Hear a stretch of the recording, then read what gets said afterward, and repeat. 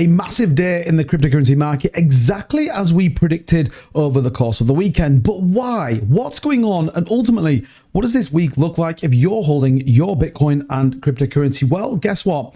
It's going to be pretty wild. And we have the inside information for you. We're going to break it all down. What's Larry Fink saying? What's BlackRock doing? And more importantly, what are Tether and those ETFs all about this week? All of that in this video, so make sure you hit that like and subscribe button. Let's get into it. So before we get into the really big news, which is around Larry Fink and what he has to say about the cryptocurrency market, I wanted to bring you this. Now, lots of people don't understand the direct correlation between USDT and pushing the market. We only just covered it on my live stream. Whenever history is printing USDT or we're seeing an inflow of USDT into the market, it is swiftly followed by a pump in the Bitcoin price. Now, interestingly enough, we know Tether, one of the most profitable companies in the cryptocurrency space last year, actually outperformed BlackRock with a shred of the people involved. But they are now looking to deploy some of those profits. They're trying to position themselves to captivate the stablecoin market. Don't forget, they're currently in litigation around being able to trade in the European markets. That may not come to fruition. I truly believe they will simply go and get the license for it. But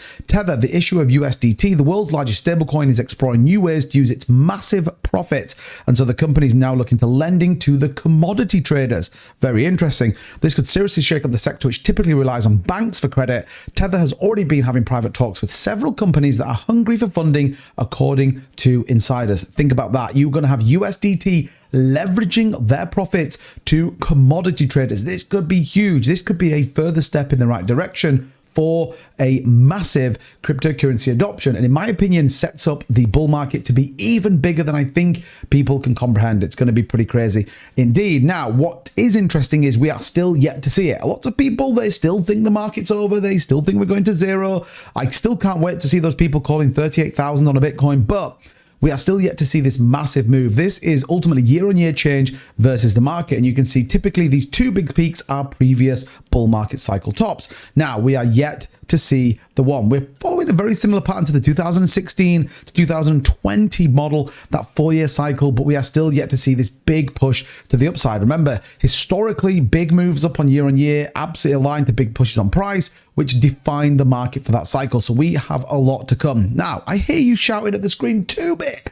That's obvious. What is different? Well, the reality is this. Larry Fink declaring Bitcoin an asset class with a market cap of 1.3 trillion. This could be wild. His absolute U-turn on cryptocurrency is very interesting indeed. Says BlackRock CEO Larry Fink has made significant statements regarding Bitcoin, asserting that the cryptocurrency and asset class in itself. Fink compared Bitcoin to other commodities like gold and mentioned the BlackRock is engaging with institutions worldwide about potential allocations of Bitcoin. This is crazy. BlackRock being a custodian of Bitcoin, allowing institutions to buy in not only to their ETF product, but to buy into Bitcoin. Absolutely wild. As here, highlighting the growing acceptance of Bitcoin in mainstream financial circles. The US housing market is valued at a $49.6 trillion market cap, while Bitcoin is still only a 1.3. Understand the leverage and ultimately the opportunity that sits in front of us.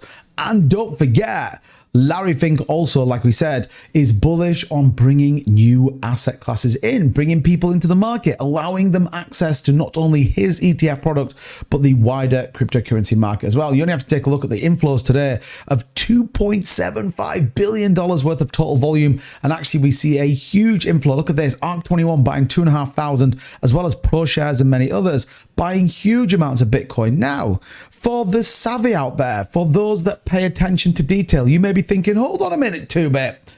Don't skimp over the fact that BlackRock haven't bought a single thing today. And you're absolutely right to bring that out. BlackRock, they're abstained from buying. They didn't buy any Bitcoin. Well, the question there is why not?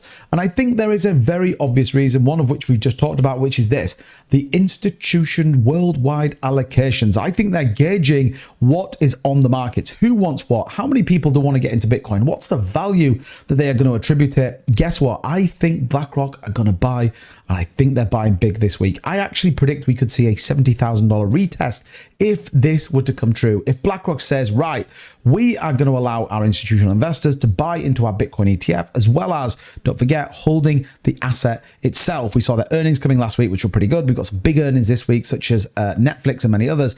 But this is important. This is big. The fact that we have BlackRock talking even in this language of institutions, allowing them to get into Bitcoin and cryptocurrency is wild. So expect some further ETF volume to come in. Could be pretty crazy. Now, looking at the chart, what have we got? Well, we talked about this pattern playing out, this W pattern that we've been talking about now pretty much all week, and it looks like it is playing out pretty much perfectly. Again, we want to see this retest, this upper range, 67,214. Put that on your list of things to keep an eye out for. It's going to get pretty interesting if you to ask me. Now, don't forget, if you are looking to leverage trade or you want to make some money, some of you guys have been killing it, by the way, on the leverage trade. Well, we've got a couple of things for you.